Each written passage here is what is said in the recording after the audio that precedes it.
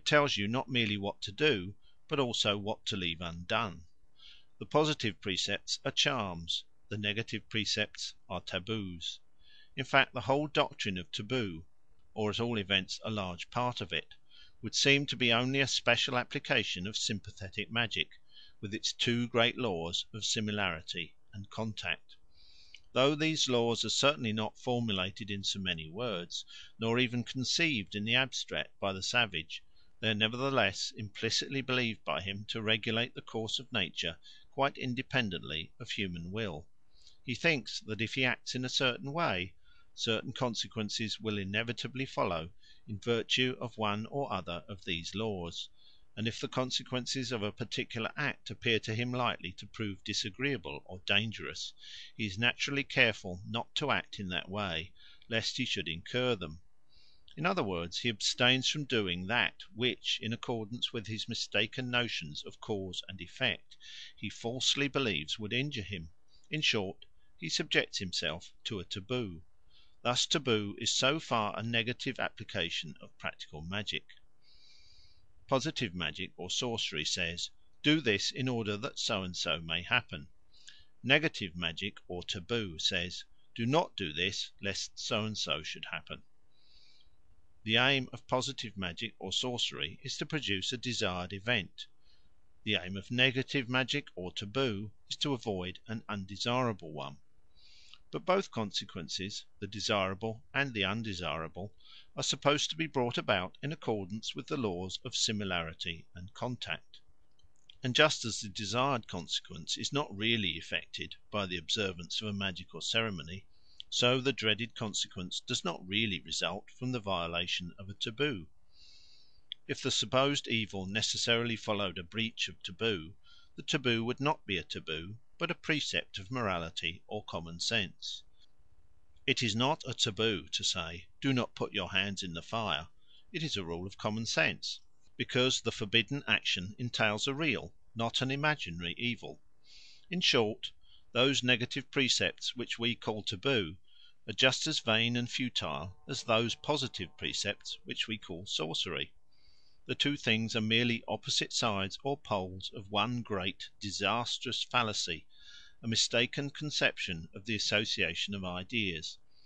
Of that fallacy sorcery is the positive, and taboo the negative, pole. If we give the general name of magic to the whole erroneous system, both theoretical and practical, then taboo may be defined as the negative side of practical magic. To put this in tabular form, if magic be a general heading, then theoretical, or magic as a pseudo-science, forms a left branch, and practical, or magic as a pseudo-art, forms a right branch. Under this right branch appear positive magic or sorcery and negative magic or taboo. I have made these remarks on taboo and its relations to magic because I am about to give some instances of taboos observed by hunters, fishermen, and others, and I wish to show that they fall under the head of sympathetic magic, being only particular applications of that general theory. Thus, amongst the Esquimaux, boys are forbidden to play cat's cradle, because if they did so their fingers might in later life become entangled in the harpoon line. Here the taboo is obviously an application of the law of similarity, which is the basis of homoeopathic magic. As the child's fingers are entangled by the string in playing cat's cradle, so they will be entangled by the harpoon line when he is a man and hunts whales. Again, among the Huzuls of the Carpathian Mountains, the wife of a hunter may not spin while her husband is hunting, or the game will turn and wind like the spindle, and the hunter will be unable to hit it. Here again the taboo is clearly derived from the law of similarity. So too in most parts of ancient Italy women were forbidden by law to spin on the high roads as they walked, or even to carry their spindles openly, because any such action was believed to injure the crops. Probably the notion was that the twirling of the spindle would twirl the corn stalks and prevent them from growing straight. So too among the Ainus of Sakhalin a pregnant woman may not spin nor twist ropes for 2 months before her delivery, because they think that if she did so the child's guts might be entangled like the thread. For a like reason in Bilaspur, a district of India, when the chief men of a village meet in council, no one present should twirl a spindle, for they think that if such a thing were to happen, the discussion, like the spindle, would move in a circle and never be wound up. In some of the East Indian islands any one who comes to the house of a hunter must walk straight in.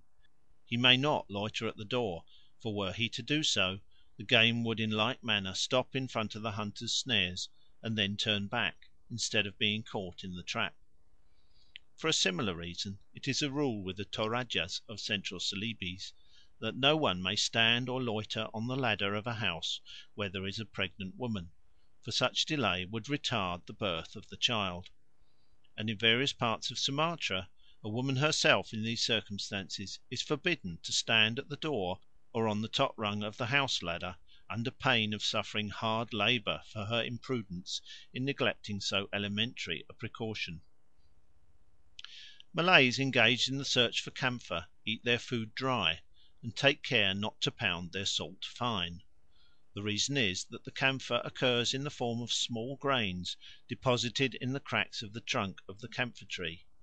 Accordingly it seems plain to the Malay that if, while seeking for camphor, he were to eat his salt finely ground, the camphor would be found also in fine grains; whereas by eating his salt coarse he ensures that the grains of the camphor will also be large. Camphor hunters in Borneo use the leathery sheath of the leaf stalk of the Penang palm as a plate for food, and during the whole of the expedition they will never wash the plate, for fear that the camphor might dissolve and disappear from the crevices of the tree. Apparently they think that to wash their plates would be to wash out the camphor crystals from the trees in which they are embedded. The chief product of some parts of Laos, a province of Siam, is lac. This is a resinous gum exuded by a red insect on the young branches of trees, to which the little creatures have to be attached by hand. All who engage in the business of gathering the gum abstain from washing themselves, and especially from cleansing their heads, lest by removing the parasites from their hair they should detach the other insects from the boughs.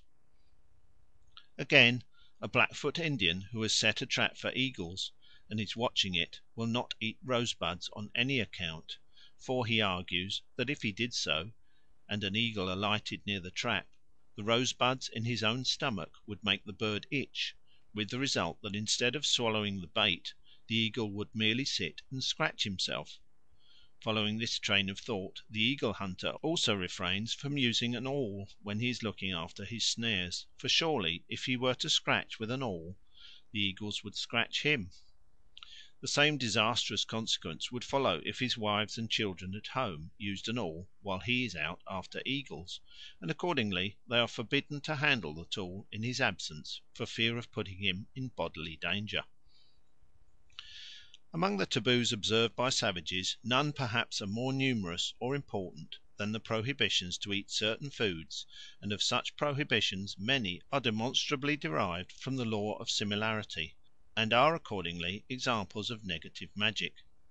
Just as the savage eats many plants or animals in order to acquire certain desirable qualities with which he believes them to be endowed, so he avoids eating many other animals and plants, lest he should acquire certain undesirable qualities with which he believes them to be infected. In eating the former he practises positive magic; in abstaining from the latter he practises negative magic. Many examples of such positive magic will meet us later on. Here I will give a few instances of such negative magic or taboo. For example, in Madagascar soldiers are forbidden to eat a number of foods, lest, on the principle of homoeopathic magic, they should be tainted by certain dangerous or undesirable properties which are supposed to inhere in these particular viands. Thus they may not taste hedgehog, as it is feared that this animal, from its propensity of coiling up into a ball when alarmed, will impart a timid shrinking disposition to those who partake of it. Again, no soldier should eat an ox's knee, lest, like an ox, he should become weak in the knees and unable to march. Further, the warrior should be careful to avoid partaking